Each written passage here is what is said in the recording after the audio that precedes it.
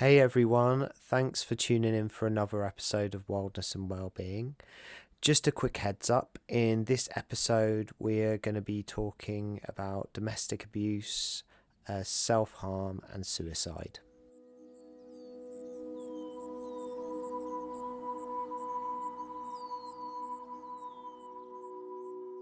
Hello and welcome to another episode of Wildness and Wellbeing. I'm Tim Jones, also known as Adventure Yeti, and today I'm here with my friend Oliver Charlton, who is a science teacher with a love for the outdoors. He's 1/3 of Men Trail Health, raising money for men's mental health. So hey Ollie, how's it going? Yeah, do you know what? I'm really excited to be here. I've told you I feel like an imposter, but I'm here. Thank you for inviting me. Yeah, no worries. So I guess starting from the top, when did you start venturing outdoors? Yeah, I was always I wouldn't say forced outdoors, but I was always made to go outdoors from a very young age. With my parents, mainly my dad, just going out doing walks, and then from there with ramblers, scouts, climbing, hiking with friends, did D&V. So yeah, it's kind of I've kind of always done it, to be fair. Do you feel that the outdoors has helped you when it comes to your mental health? Yeah. Oh well, I feel like I wouldn't survive if it wasn't for the outdoors, if that makes sense. Like, I need the outdoors in my life, otherwise I just don't function as a human. I think a lot of people say this, don't they? But it's like escapism, getting outside. My mind's always going like a million miles an hour, and then when you go outside, then suddenly it like kind of relaxes. You can think, and I think it kind of tricks you into that idea of like if you go outside and do like a long walk, your mind's not doing anything, your legs are, but you don't even have to think about that. But somewhere I feel like I'm doing something. But if I'm inside and I'm just sat down, not doing anything, my mind knows I'm not doing anything. It's like, you should be doing something, Ollie. Do something. I just don't get that outside. So that's one of like the main reasons I go outdoors.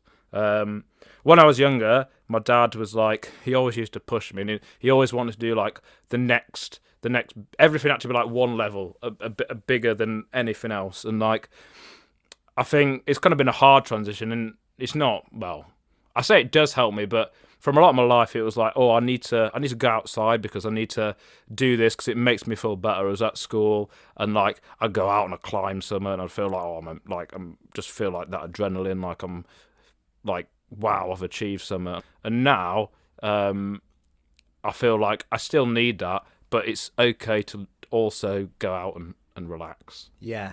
Which, yeah, I struggle. Which is like when we've been out, when we go like just go out for a dip. We don't need to go and like run a million miles. We just need to go out for a dip and relax. Yeah, we went to a really nice waterfall up. It was near Glossop. I can't remember. It was near Glossop, yeah. What was the trail called? It was near Middlebeck Clough, I think. Yes, that was it. Yeah. Yeah, so we went up and we scrambled up the other kind of valley and got to this beautiful waterfall, and it was just absolutely magical. Looked a bit Jurassic Parky, didn't it? Yeah, it was. It did feel very Jurassic Parky. In fact, I think you were humming the tune quite a lot. I was humming the tune quite a lot. Yeah. That was fun. Yeah, we saw a lot more than the waterfall, didn't we? Well, yeah. I think this podcast is starting to get a bit of a theme that a lot of the time when I'm around water, my clothes are not on. Yeah. Well, I'm glad you've mentioned that it's you, not me. Yeah. So I mean, you love the outdoors, and it obviously it's helped you when it comes to your mental health. And then you've gone on to create Men Trail Health. Yeah. Which is absolutely amazing. Firstly, what is Men Trail Health? Yeah.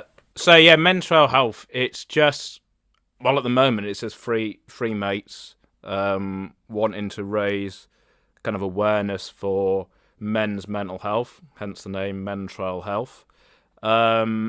And at the moment, the first project we are doing with that is we are in May going to be running Offers Dyke, which is like a path that goes from along the border between Wales and England, 177 miles, and we're going to try and do it. We're going to do it in 6 days, hopefully. Wow. Yeah. That's gonna be intense. It's 29.5 miles a day, average. But the first days are both over 30 miles. That's awesome. That's so we can have rest days. 24 miles is a rest day. So, I mean, what inspired you to start doing this? It's kind of like it's a tough story, which you know about, and it's probably one of the main reasons why I'm here. But so yeah, I've really struggled in the past with my mental health, and that has kind of come. I've always kind of struggled with my mental health, but something that's made it infinitely worse was a kind of a patch in my life where I was with someone who was not very nice to me, and I kind of like put up with being treated in kind of a horrible way. I didn't realise it was a horrible way until one day I was introduced to this word called gaslighting. And the more I speak to different people, the more I realise that they don't know what gaslighting is either. Yeah. And it's kind of like, I want to do this, A, to raise money for charity, and B, to raise awareness and hopefully help, or someone that what is in a similar situation that I was in will see it, and then they will hopefully go and get help. So I just want to talk about, I think it's a pivotal point in that relationship or that time period. And basically it culminated in me being in the front of a ambulance with this male paramedic. I had a black eye, and I was trying to explain the last 24 hours to him. And in amongst that, he basically introduced me to this new word that I'd not heard before, gaslighting. So, a bit of context. So, me and her were living in this house that we were renting, but we were looking to buy that house, and everything was in place. We'd done like searches, we got all the money ready out of like Help to Buy ISAs, and we were about 2 months away from just signing it and it being ours. And this was down south, about 3.5 hours away from my family. And yeah, I felt very isolated at that time. But basically, we'd driven about an hour away to go to Next to get some furniture or look at like decorations for this house. And this was just just coming out of the first wave of COVID, when we were looking at like plus 500 people dying a day from COVID-19. We're in the shop Next, and she kept like touching everything.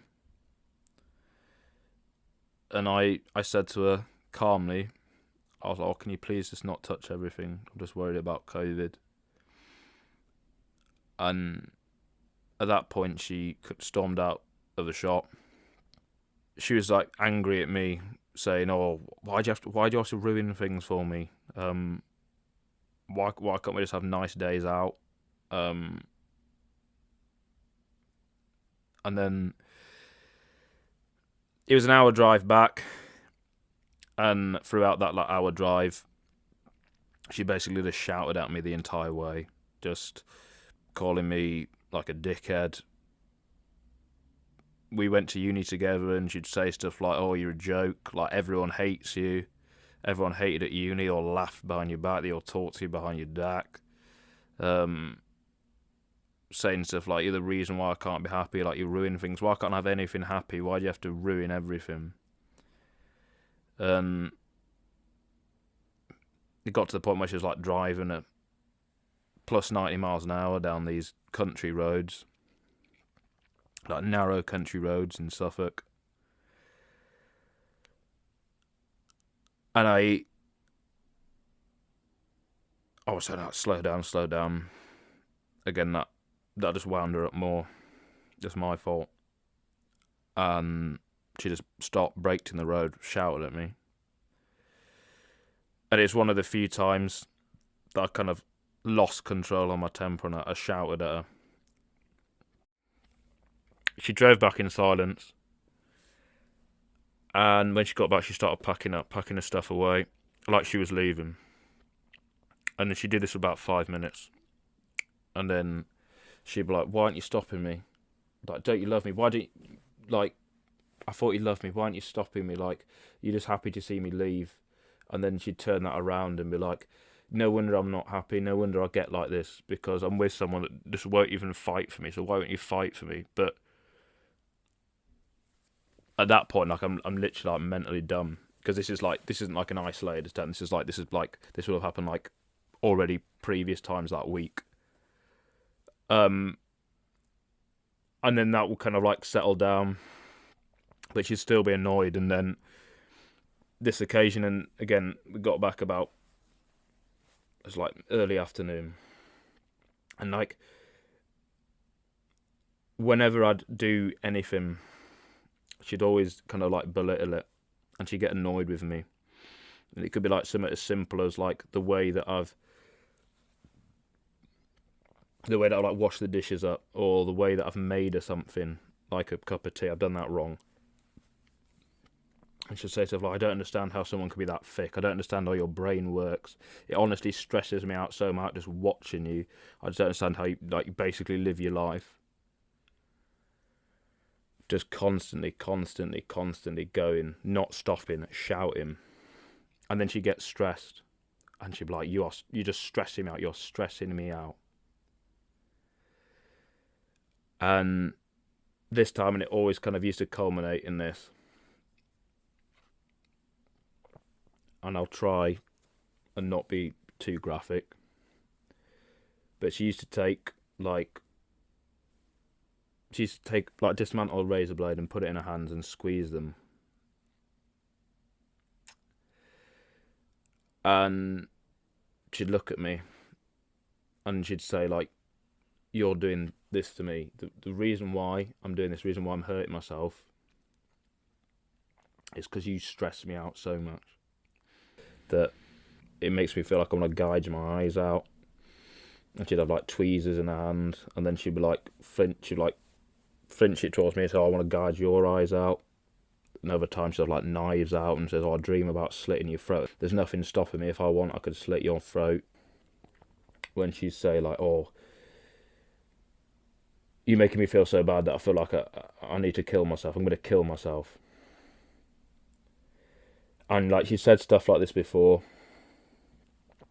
and I always found it weird, because she used to say it, especially sometimes she'd say it in front of when her mum was there, and her mum was just like, Ollie, leave her, she's not going to do it. But I'd always run around after her because I didn't know.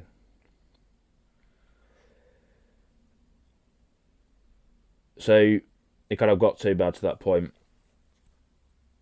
where she kind of had that, like, this dressing gown cord around her neck, and she was pulling on it. And it got to the point where I called 999. And I was on there, and they said there'd be 10 minutes. And I didn't realise it at the time. I mean, I did realise, but I didn't understand. I didn't think anything of it. But when I called it, she kind of was like, oh, wait, what? No, don't call them. No, it's fine. You don't call them. Fine. No, I'm fine. I'm okay. And then she kind of just like sat down on the sofa and didn't say anything. And then they got here, the female paramedic stayed with her inside, and then I went outside with the male one. I kind of explained to him the situation, and this is when he kind of saw that my eye, as I said, I had a black eye at the time, and he very quickly managed to get me to say that it was her, and that it wasn't like a one-off occurrence. And that's when he said it sounds like you're being gaslit. And again, I said I didn't understand what this word was. He tried to explain it, but I think the thing that resonated with me and that kind of stuck with me and kind of motivated me to continue looking into it and think something's not right here was he said to me, what happened when you rang 999? I didn't really understand what he meant, but he kind of explained, he said, look at her now. Is she trying to kill herself now? Is she trying to hurt herself now? Is she shouting at you now? And I said no. And I said, what happened when you called? And I explained. She was like, telling me not to. Did she stop? Yeah. What'd she do? She just went and sat there. And then he kind of and I know it's kind of weird, but he said, that's because you'd taken control of that situation. She was no longer in that control of that situation, and she'd lost. And I know it's not about winning or losing, but in the sense when you say lost, like she'd given up. And I don't like talking about it like it was like a game for her, because I know that she suffered massively, mentally. But that was the turning point when I realised that, okay, some of the stuff she's saying is not true. What she is, and I don't know, it's when you start to piece things together, you think things don't add up. And it wasn't until 2 months afterwards, and about 2 weeks before we actually were ready to buy that house, that I got out of that situation. And through kind of a lot of conversations after with her, sorting stuff out, like finances and stuff like that, is when she started to basically admit that, yes, I was trying to make you feel like rubbish, because I felt then that you wouldn't leave me. I was insecure. I thought she'd say stuff like, oh, I hated the way that people liked you, and I wanted people to like me like that, and I thought that you'd see that and you wouldn't want to be with someone like me. And it was basically like she basically admitted that she was trying to control me in that way, that she wanted me to stay and feel like I couldn't live without her, and basically that is how she made me feel. But again, that was one instance, and that kind of story echoed multiple times, sometimes multiple times a week, multiple times a month, was multiple times a week at the peak, and then it basically just slowly built up. It obviously didn't start like that, but it just kind of it happened once, and then it happened 6 months later, and then suddenly it's happening every month, and then it's happening every week, and then before you know it, you don't realise, you just think it's basically normalised. Whenever I try to turn it back, because she used to say I think I said it'd be better off if I was dead and I committed suicide, and I used to honestly feel like that was true. I used to think about doing it, how I'd do it, what I'd do. And whenever I went to talk to her about, I feel like this, she'd just say why are you being so selfish? Like, you've no idea how it feels to feel like that. I know how it feels to feel like this. How dare you? She used to say, how dare you talk about that? Like, you know. And then she used to do that inverted things, like, just because you're not happy, doing that inverted fingers thing. And then she'd say, like, you would, honestly, she'd say, like, oh, you're a joke. Like, she and it sounds weird, but she used to say, like, and I honestly used to feel that, like this. She used to think that you're disgraceful. You're an absolute disgrace, and you're an insult to anyone that actually feels like that. Like I had no right to be unhappy.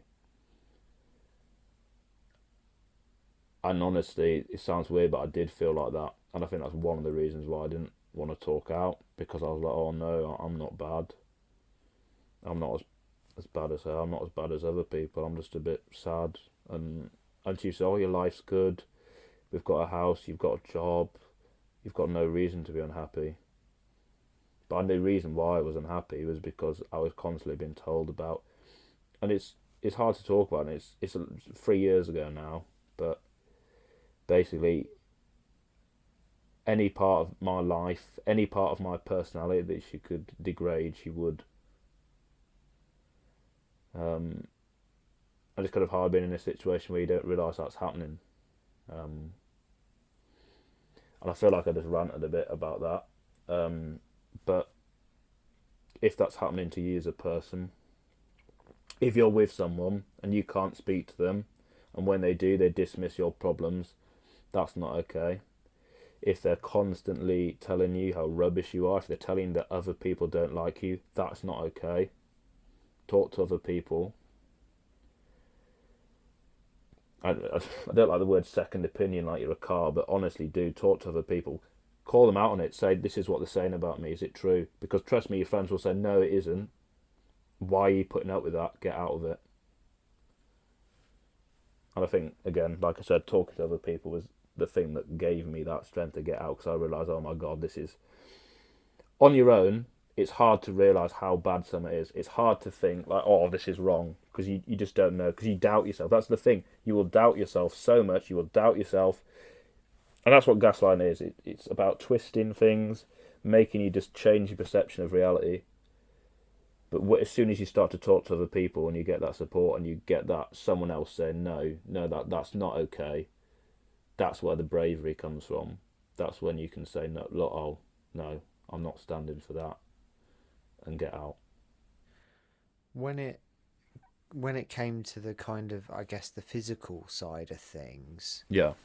I mean, you haven't really kind of touched on kind of like what actually happened when she hit you or was physical with you. Do you remember any of that, or is that kind of glossed out of your mind? I remember, this is weird, I don't know why I did it, but when at the time I got a black eye, it was in that instance, it was in the morning, I'd had enough, I just went downstairs, and for some reason I just got a bottle of beer and just started drinking. I don't know why, honestly, I can't tell you why. I think maybe the closest thing to it is that it made me feel maybe been back home, and it was like something that I didn't usually do. But I never had like a problem with alcohol or anything like that, and I never used to really drink that much.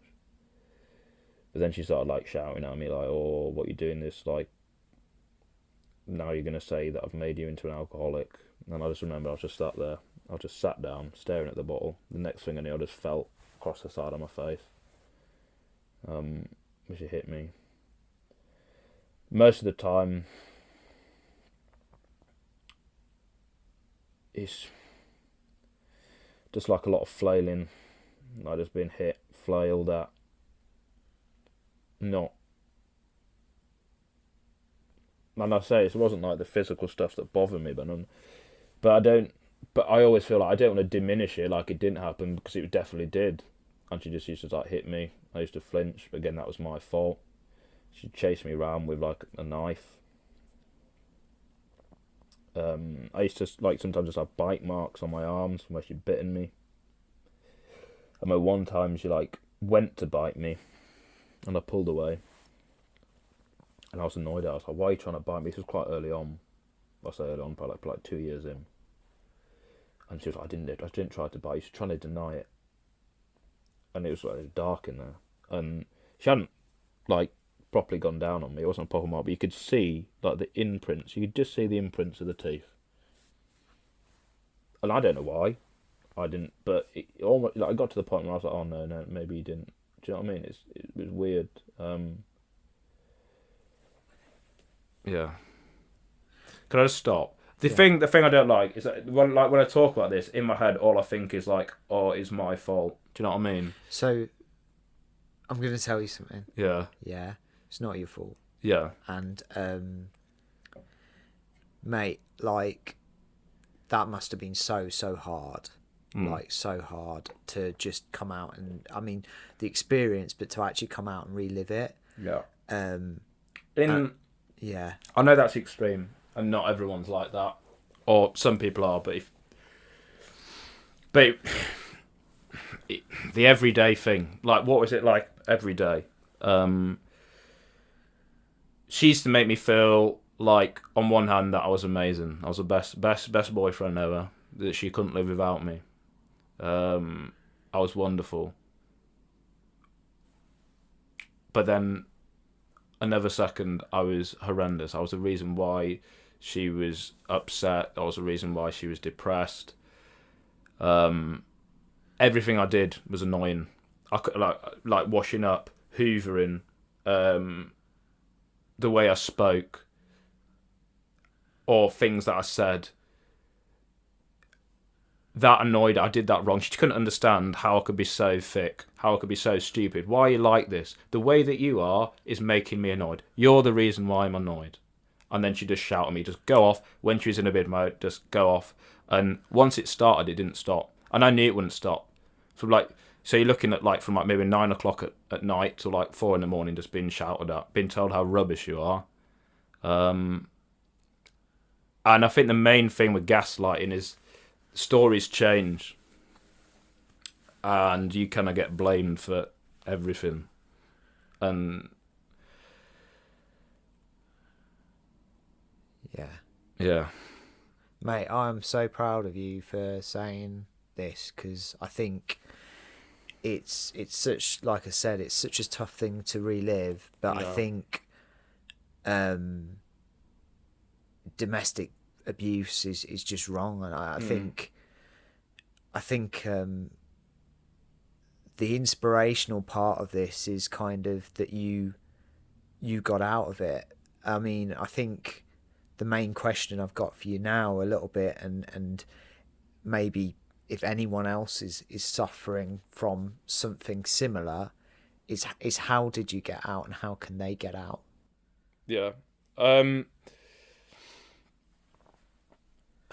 I think one of the main things that helped me was that idea of, I just started researching what is gaslighting, what are the signs of gaslighting, and then I think the first few times I read through it, I just cried, because I was like, this is me. Yeah. This is happening to me. And I know we've talked about big things, but it's just like that idea of changing stories. Whenever I had a problem, I was made to feel selfish. Like, how dare you have a problem? Just being belittled all the time. Made to feel bad about stuff you do, the way you are. I think a massive one, being told that those people around you don't like you, that your existence is worthless. When we used to go out for family meals, I used to get so anxious, because we'd go out, and I'm quite a loud, eccentric person, and I'd have a laugh, and usually with her family, I'd have a laugh, and then it's all good. I'd like a nice meal, and then we'll get in the car. It's an hour and a half drive back to where we lived. It was quite far away. And she just spent the entire time shouting at me, telling me how I'm an embarrassment, how she was embarrassed to be with me, how everyone just laughs at me, I'm a joke, and that just wouldn't stop. Financial control as well. We had a joint bank account. I was the reason why she was failing in life. All her problems were my fault. Somehow it would get tied into, this is the reason why, you are the reason why. like we have these problems. And then I just accepted it, because I honestly, and this is the hardest bit, I honestly thought it was. I honestly thought I was the reason why she was upset. I was the reason why she was hurting herself. That I wasn't man enough to look after her, which was like a massive weaponizer there. At the moment, at the time, I had it wasn't like a temporary job contract, but it was kind of like, I can't remember how to describe it, but it kind of was like, it didn't mean we couldn't get a mortgage, but she always said, oh, you get sacked any time, I'm always anxious, you're the reason why we can't have a mortgage. And then there was always that promise of it will get better when. So we lived together.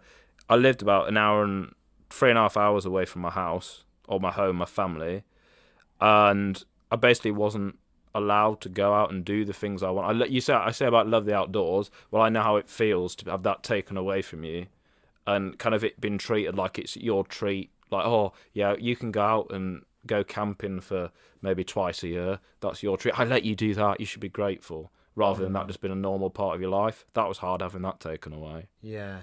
And family. And I think we've kind of detoured, but the thing that got me out is people, talking to people, and having, I'd say, talk to someone. Yeah. And that support is amazing. I was at work, and a colleague saw that I was down, and I'll be forever grateful to this person, and they're like, "Are you okay?" And I just said, can we go for a walk after work? And we did. And God knows what they think, because I spent about half an hour apologising. I said, "Oh, you're gonna think I'm a horrendous person. I'm really scared to tell you this." And I was scared, because I thought everything was my fault. She'd be like, "Oh, why are you treating her like that? Do you know, like, everything was my fault?" And then I explained, and she was like, "God, you need to get out, Ollie. It's not your fault. You need to get out." And then she kept messaging me like throughout, for like a 24-hour period. It was a Friday, and then on the Saturday, I can't remember why, but I said I was driving to town, and I got to I was in a petrol station. I rang her mum up, and I explained it, and she was like, "Ollie, get yourself up here. It's like an hour and a half away. Just get yourself up here." And a family, hats off to them, did look after me. Because again, I was so far away from my own family, and I stayed there for about 2 days, and then I found the courage to go home and tell them, and kind of like go from there. But that was still hard, because we got like joint assets, cars. We had to sort like the money, because we were so close to buying this house. Yeah. I just started a new job down there. So I saw her quite a few times afterwards. And I think that helped, because and I think the very weird thing is she started like, she completely switched and said that, "Oh, this is like my fault." She said, "The only reason I made you feel like that was because I was scared of losing you. I wish I was like you. And if I made you feel rubbish, then I thought I wasn't going to lose you." That was hard to hear. Yeah. And then I think I've got a lot to say on like how getting out of it is a massive step. Find someone, talk to someone, and get that support to get out. Because if someone knows, then you can have that support to get out. And I'm not going to be here and say it's easy, because it's not easy. But find support. And I was thinking about this the other day, because so it's 3 years ago, just over 3 years since I've been out, and I was in that relationship for 4 years. I'm not going to lie and say it was horrendous all the time, because you don't get with someone because it was horrendous all the time. But I look back and I think about how much I've done in my life since I've left, and it just feels like an infinity away, that relationship. And Yeah. what? But I think the thing I've learned, and I think I've learned most of it coming out. I've learned more being out of that and trying to cope. And my biggest bit of advice to someone, and I know it's mean is ask for help. And never suffer in silence, and it's amazing how much better you will feel just because you have got that little bit of control. No matter how big your problem is, and like there's like been scientific studies into this, where people feel anxious. There's a lot of climate anxiety. You feel anxious about the climate, and people can't do anything. I'm not going to solve climate change, and they found that people feel significantly better, have better well-being just by doing little things, just by like doing some recycling. That makes them feel so much less anxious. They're not solving it, but they feel like they are in control, and it's about that being in control. And by talking to someone and taking control, you will feel so much better. It's not going to be easy. You're not going to solve that big problem. You're still going to, like me, you still got like problems with mental health, self-esteem, massive thing coming out of that. And like just self-esteem, self-worth, boundaries was a big thing. It's not going to get better straight away, but you will feel better knowing that you are kind of on that journey. Yeah. And I think it happens in all senses of life. So one of the major things, like you say, I'm a teacher now, but she used to tell me how rubbish of a teacher I'd be. She basically didn't want me to go into teaching. I kind of had this dream. I was working at the time, actually, 5 days in the kitchen, like late hours in the evenings, and then my 2 days off a week, I'd go and volunteer in a school. And I can tell you that the place where I felt happy and alive was in that school. And then it was like over 2 years between my last volunteering and actually applying to do my teacher training. Because again, she didn't want me to do it. It didn't kind of fit into her plan, and I was just told you'll be rubbish. You can't. I was told I can't. She used to be like marvel with how I cope with life. So you can't even cope with everyday life. How are you going to cope with teaching? How are you going to inspire children? How are you going to sit in a classroom? Like I'll be a crap teacher. But I somehow, like within 6 months of leaving that, I found the courage to apply to go to teacher train. I did, and again, it's probably one of the best things I've done. And one of the best things I did when I got there, because I really struggled from uni. And another thing that really affects it, and I know it's not related, but I originally, when I went to uni in the first place, applied to be a vet, and I retook my first year, and then after that, I basically failed, and I went on to do animal science, and I carried that regret with me, and I've carried it a very long time. And she used to play on that. A bit about being a failure.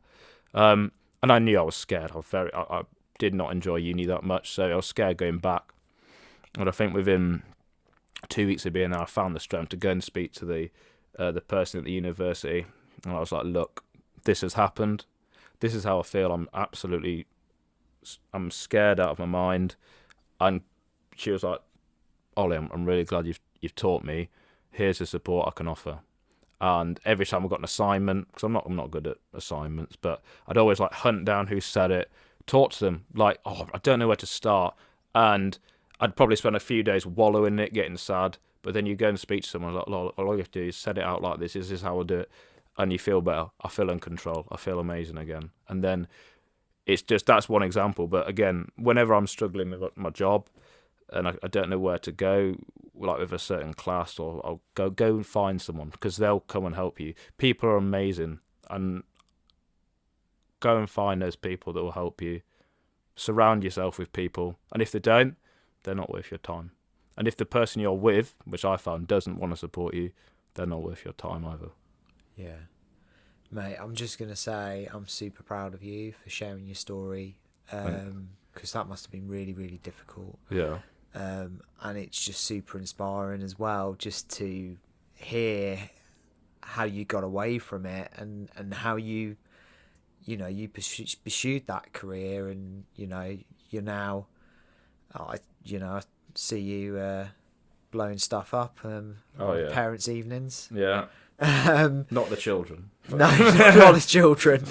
But no, it's super inspiring, and I think for anyone that is struggling, that's it's like you said, just talk to someone. Talk, yeah. Are there any kind of helplines or anything like that you know of? So I think the main thing I want to quickly talk about is when like we're doing the charity we're raising the money for is Man Club. They came into my school. Andy was someone who unexpectedly committed suicide, and then his family have created these support groups called Andy's Man Club. They are all over the country. There's over 150 of them. Basically, every Monday at 7:00, excluding bank holidays, you can go into a judgment-free zone and chat and talk to other men. And it's about encouraging men to talk. The tagline is "It's okay to talk," and basically stopping people again suffering in silence. I've been, and again, it's amazing. You all just sit in a circle, and you've got like a ball. You pass the ball round, and when you've got the ball, it's your turn to talk, and you get asked different questions, 5 different questions, and like you spread it out. So like the first 3 questions are always the same. How are you feeling? Positive from your week, and then the third one's what do you want to get off your chest? And then you have a little break, and then you come back round and you do 2 more circles of the ball for questions 4 and 5, which change each week. But again, an excellent place to kind of like meet people and kind of get that help. In terms of like support, again, I know it's Andy's Man Club, but I don't want to like say it's exclusive for men. Anyone that has been affected. There's like plenty of support lines. There's the free phone National Domestic Abuse Helpline, run by Refuge for women. You've got Men's Advice Line, which you can call online. Mankind have got one. There's an LGBT plus group as well. And also, just going to your doctor, or if it is in that situation where it's really bad, call in 999 as well. Yeah. Thank you. Once you'd gone through all that stuff and all that trauma, I guess, and you talked about getting your career back on track. Did you get your outdoors? Well, you're obviously really outdoorsy now. You're back outdoors with me. Yeah. But when did that kind of get back on track, and how quickly, and how did it help the healing process, I guess? Yeah, that's a really good question. Do you know what? It took time. I was living down south. And no offence to East Anglia, but it's flat. And you know, I like the people at work. So I stayed there. I was working outdoors in agriculture, and so yeah, I went on like a few walks around there, and actually it was quite exciting because say I'd lived there for like 3 years. I hadn't really explored it that much, so I kind of explored it and I enjoyed that. I managed to get myself first on some just go away on your own, and I just went camping in the Lake District and trying to getting back in love with that. But then I quickly I found myself that I'd applied to go and do a PGCE, and then I went off and I did my PGCE down south in Oxford, and I was kind of like, again, not doing a lot of outdoor things, but do you know what? I like outdoors, but I also like exploring, so it's exciting being somewhere else, and I got to explore around there. But it wasn't until last year when I found myself, I moved back up to Huddersfield where I live now. That's where I grew up. Really like reconnecting with the outdoors. And me and my mate from my teacher training, we went away. We did something called the Tour de Mont Blanc together. That was amazing. I've heard so much about that. I'll do it. It's so good. And do you know what it is? And this is another thing that I think it's about meeting new people, because you're in a different. They're called like refuges, but they're like basically like hostels. You're in a different one each night, and you meet people from all over the world, and you're in a shared dormitory. But when you go down for your dinner, they've got your. You don't choose where you sit. They've just got like your name from like your booking on there. So like, because it was like usually booked under me, so it's like Ollie ×2, and because like different people are doing it at different paces, you'll meet someone else or a different group each evening. You'll just bond with those people, and because it's in France, you got hardly anyone from the UK. A lot of people from Europe, a lot of people like from France, Switzerland, Italy, Holland, a lot of Americans, and then like people from like Israel and stuff. Really nice people. A lot of people from Australia, and then you just meet people with different backgrounds, and you realise like there's a lot of hate in the world, but you realise that we're all pretty similar, and everyone's just quite a nice person, and it's just like refreshing meeting people. I thought that was a massive thing. Yeah. And then from there, that summer, because we're teacher, we're blessed with the long summers. Just camping in the Lake District. And to be honest, going into teaching, when I got my full-time teaching job, that was hard, and I did lock myself away. And I think, I don't know, I'm not going to lie, like, it put a lot of strain on. I was in a relationship. It took me a while to get in a relationship. It was really hard. The person I was with, I'll be forever grateful for. She's one of the kindest people I've never ever met. But she was living in London. I was living in Huddersfield. I was a damaged soul, I'm not going to lie. And it was stressful, and it just didn't work. And I mean, it was really hard to get over that. I was sad over that now. But I think at that point when she'd gone, I realised, oh God, I'm not healed. I need to sort myself out. Yeah. That's when I started my main Instagram now, which is Trails and Tribulation, where it started off because me and my mate Owen, who is part of Men Trail Health, we just ended, every time we went out, we ended up doing something stupid and just laughing at each other, and we thought, right, we should probably like document this. So we did. and from that I realised I was locking myself up, and I needed to get out.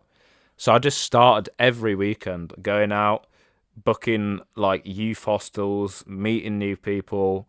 I think youth hostels are amazing. They're so cheap, and you just get put in a room with people you've not met before, and you make really good friends. And then like group hikes.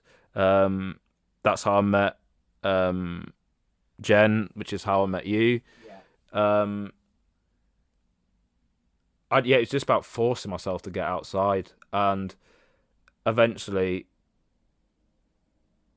suddenly it just became part of my life. When I was younger, I'd be outside every weekend, and it wasn't until this year that again happened to me. And